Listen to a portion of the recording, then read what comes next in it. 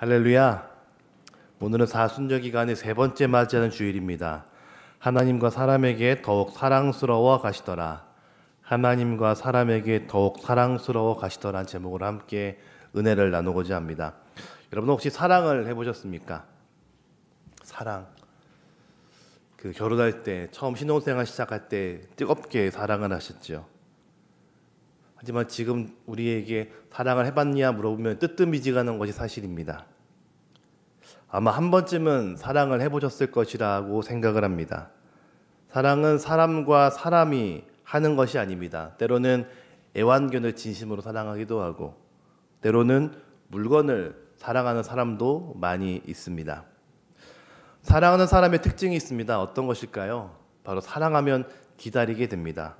예배를 사랑하는 사람은 예배 시간을 학수고대하며 기다리고 또 군대를 간 아들을 너무나 사랑하는 어머니는 언제 우리 아들이 휴가 나올까 항상 그 날짜만 헤아리고 있습니다.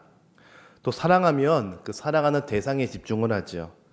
오늘 본문은 하나님을 진심으로 사랑한 사람들의 이야기입니다. 하나님을 사랑했기 때문에 하나님과의 약속을 기억하고 메시아로 오신 그 아기 예수님을 알아보죠.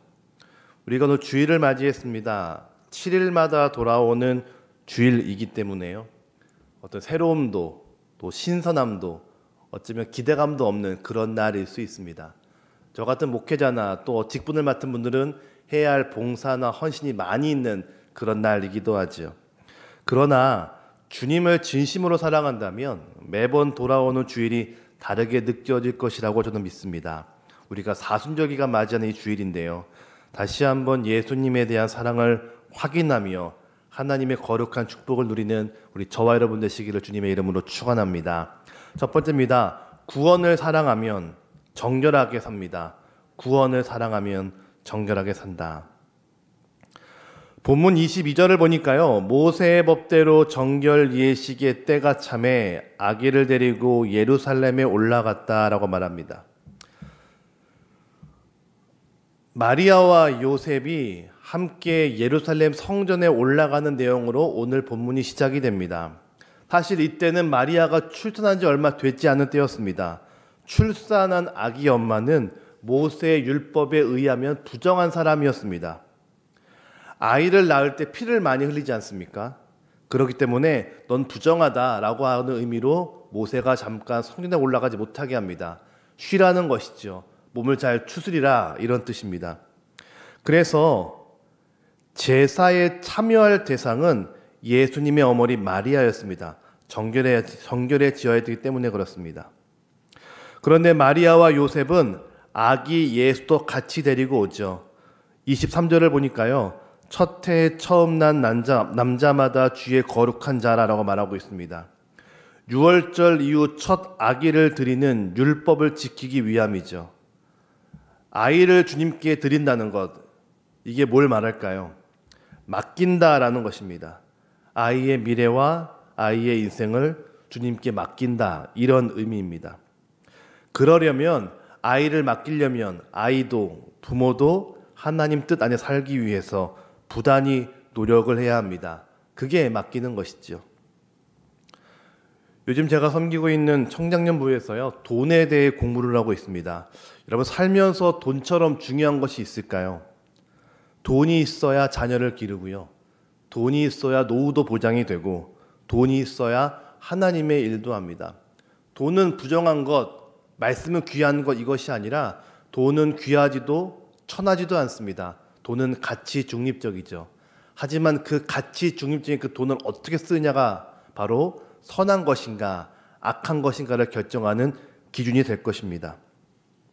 그래서요, 성경의 참 많은 부분에서 예수님은 돈에 대해 말씀하십니다. 구약도 마찬가지고 신약도 마찬가지고 돈에 대한 얘기가 참 많이 나오고 있습니다.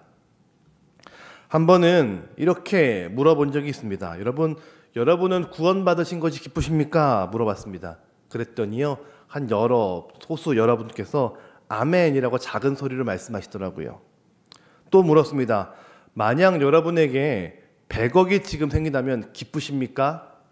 여쭤보니까요, 마치 군대에서 듣던 큰 소리로 네 그러시더라고요. 여러분은 어떠십니까? 구원받은 것이 기쁘십니까? 네, 작은 소리 나오군요. 혹시 여러분이 오늘 여러분 통장에 캐시로 100억이 들어온다 라고 생각해 보시면 기쁘실까요? 할렐루야가 나오네요. 왜 그럴까요? 눈에 보이기 때문이겠죠. 눈에 보이는 액수일 것입니다. 구원보다 큰 돈이 더 좋은 건 사실 인간이기 때문에 당연할 수 있습니다. 그런데요, 이런 모습이 우리에게도 있죠. 우리도 마찬가지입니다. 구원이 기쁘다고 하지만요, 사실 먼 이야기처럼 보입니다. 반면에 지금 필요한 돈이 많으면 행복할 수 있다라는 것이 우리 모두의 생각일 것이죠. 여러분, 그렇다면 구원이 뭘까요? 구원은 나와 하나님이 지금부터 영원까지 함께 하시는 것을 구원이라고 성경은 이야기합니다. 구원은 나중에 천국 가는 것이 아니라 지금부터 영원까지 나와 하나님이 함께 한다라는 것을 믿는 게 바로 구원이죠. 지금부터 함께 하십니다. 그렇기 때문에 하나님은 구원받은 우리에게 죄를 멀리하라고 말씀하시죠. 왜 그럴까요? 죄가 있으면 하나님이 임재할 수 없기 때문입니다. 하나님은 거룩한 분인데 우리가 부정하면, 정결하지 않으면 그 하나님의 거룩이 임할 수 없습니다. 그래서 하나님의 능력이, 하나님의 은혜가, 하나님의 권세가 나타나기 위해서 우리가 선택할 것은 바로 정결함을 선택하셔야 됩니다. 그래서 레위기를 보면 첫 장부터 많은 제사가 나오죠. 왜 그럴까요? 우리는 거룩해질 수가 없습니다. 거룩은 하나님의 영역입니다. 그러나 하나님의 영역인 거룩이 임재하기 위해서 우리가 해야 할 것은 정결함을 선택하는 것이죠.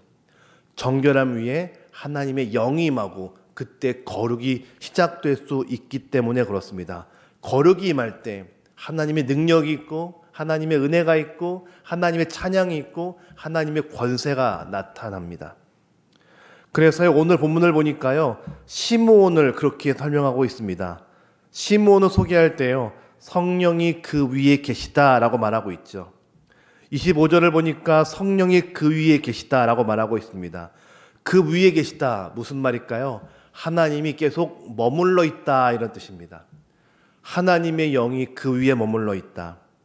성령이 계속 시므온 머리 위에 있습니다. 그래서 그가 어떻게 합니까? 요셉과 마리아가 예수님을 안고 왔을 때 시므온은 그 아기를 보면서 바로 메시아다라고 알고 그 아이를 안고 하나님께 찬양을 합니다.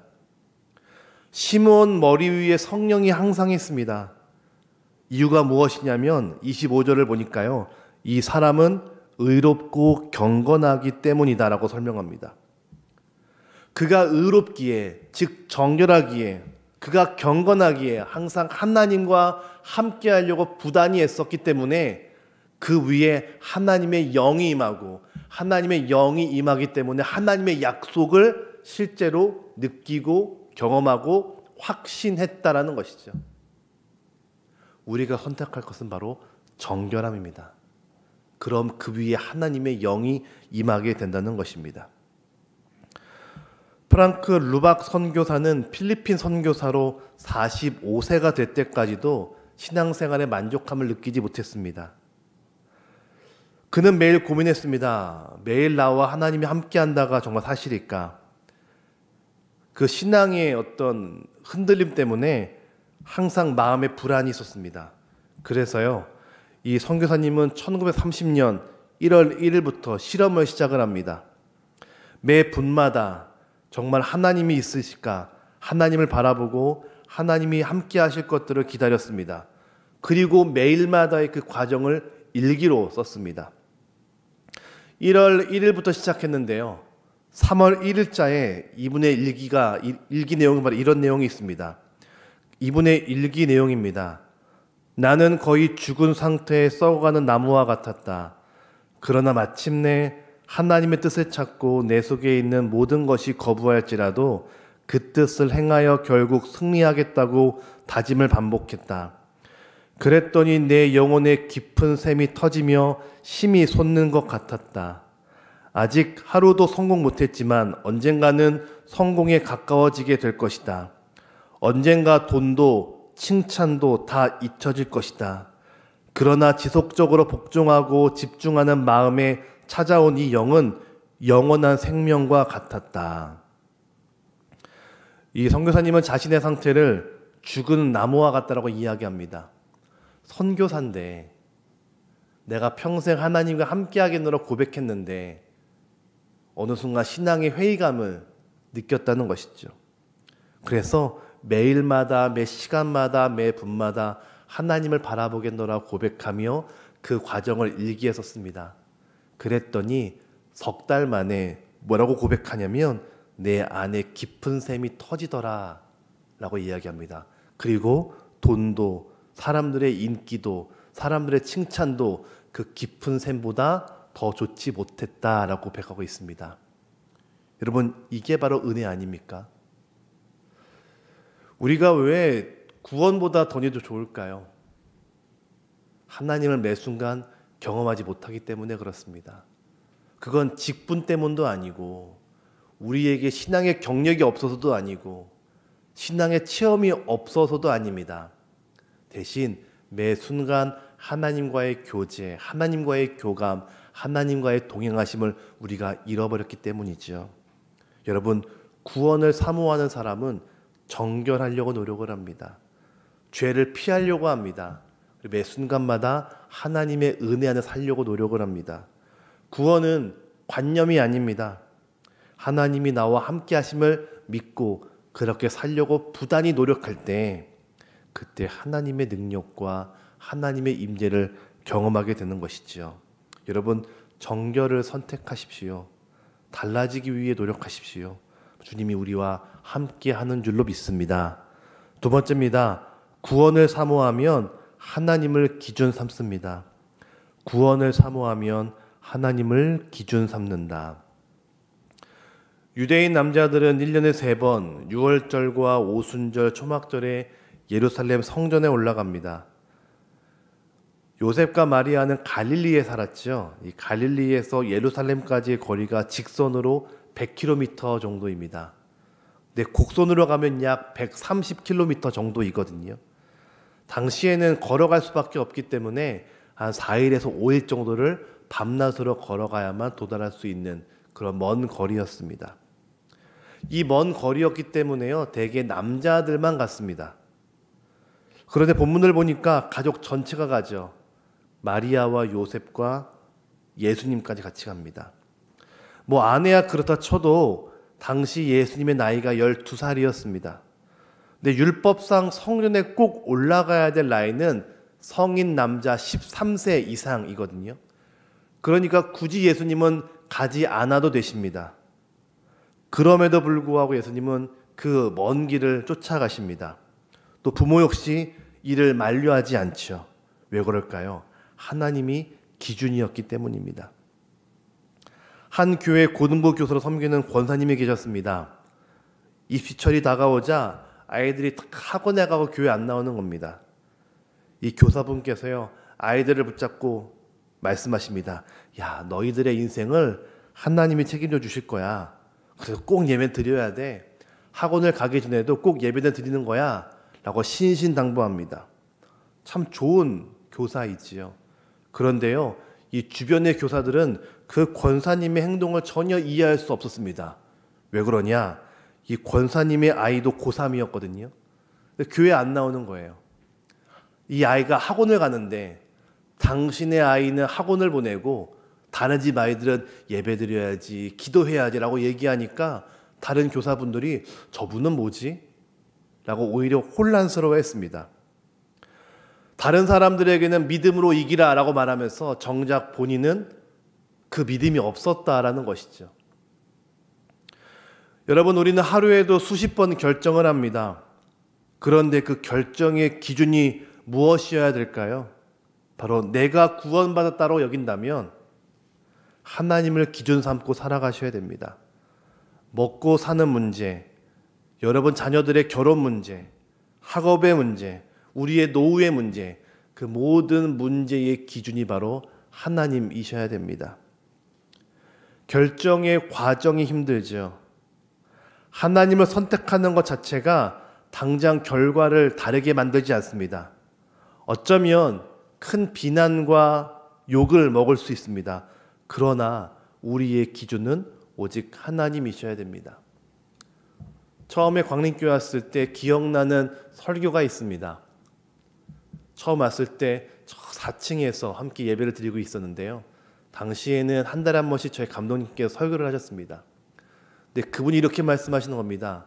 주머니에서 한 30cm 자를 꺼내시면서 말씀하십니다. 여러분, 이 자가 있습니다. 이 자의 용도가 뭔지 아십니까? 기준입니다. 성경에서 캐논이란 말이 있습니다. 캐논은 기준입니다. 우리의 삶의 모든 문제의 기준은 오직 말씀이어야 됩니다. 그 설교가 지금까지 기억이 납니다. 아, 그래. 내 인생에 구원받은 사람들의 기준은 오직 말씀이구나. 오직 하나님이시구나. 그럴 때 흔들림이 없습니다.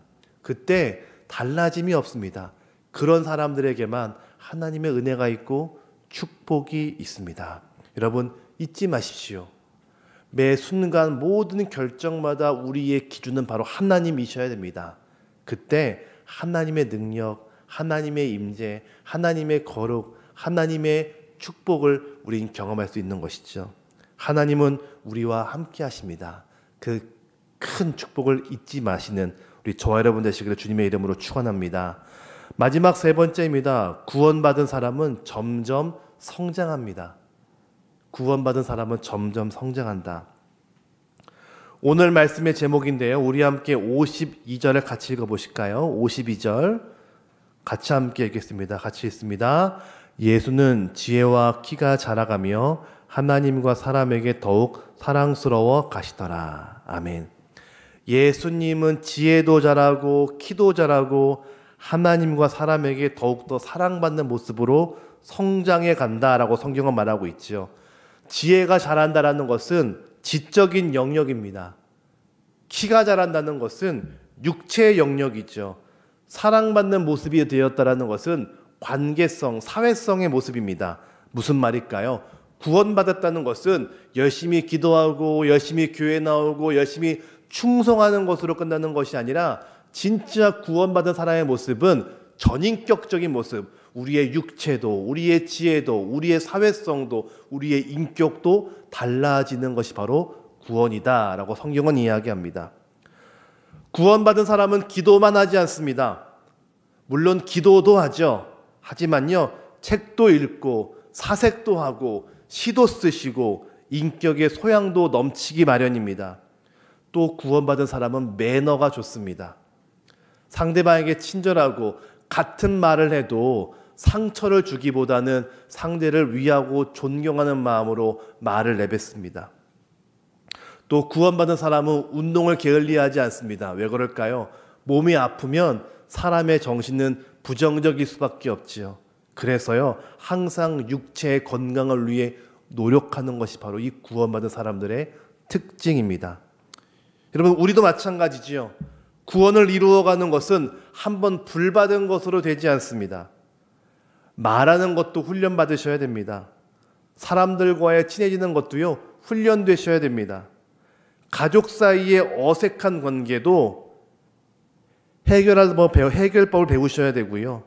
어떤 사람에게는 용서를 베푸는 것도 우리가 배워야 되죠. 여러분, 그래서요, 전 우리가 함께 매일마다 어떤 일이 있었는가 적어보는 연습이 꼭 필요하다라고 느낍니다. 매일 저녁마다 오늘 내가 이런 일이 있었지, 이런 일에 하나님을 선택했고 하나님이 이런 마음 주셨지라고 하는 하루 일과를 적어보는 꼭 그런 메모의 습관이 있으셨으면 좋겠습니다. 내가 어떻게 살았는가, 또 어떤 생각을 가졌는가 기도하시면서 쭉 적어보십시오. 저도 매일은 아니지만 그 생각이 복잡하고 마음이 불안할 때 글을 씁니다. 내 생각을 쭉 글로 적어보거든요.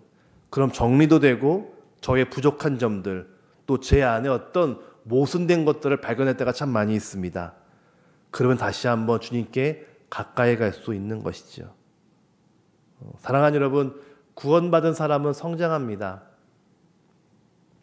언제까지 성장할까요? 바로 주님 나라 가기 전까지 성장합니다.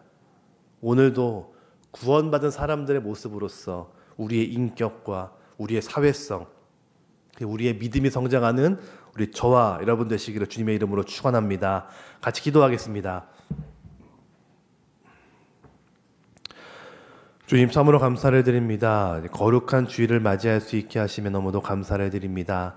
이 주일 가운데 하나님 임재하여 주셔서 하나님의 거룩이 마음껏 드러날 수 있도록 인도하여 주시옵소서.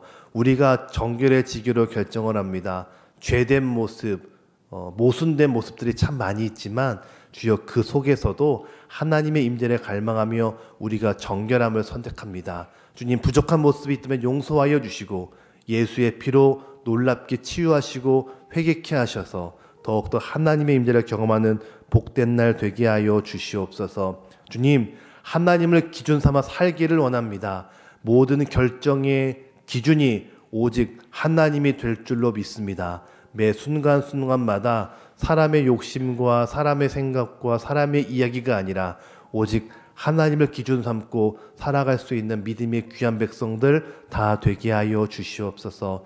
이를 통하여 주님 우리의 기도 잘하고 사람들과의 관계도 달라지고 하나님의 지혜도 사모하는 믿음의 성장을 우리가 이루게 될 줄로 믿습니다. 점점 달라지게 하시고 성화의 단계를 나아가는 우리 귀한 성도들 다 되게 하여 주시옵소서. 오늘 주일입니다. 많은 예배가 교회 안에 이루어질 텐데 매 순간마다 성령님의 임재를 부어주시고 특별히 드린 예물 가운데 축복하여 주셔서 하늘의 신령한 복과 땅에 넘치는 복으로 가득 채워 주시옵소서. 감사를 드리고 예수님의 이름으로 기도드립니다. 아멘.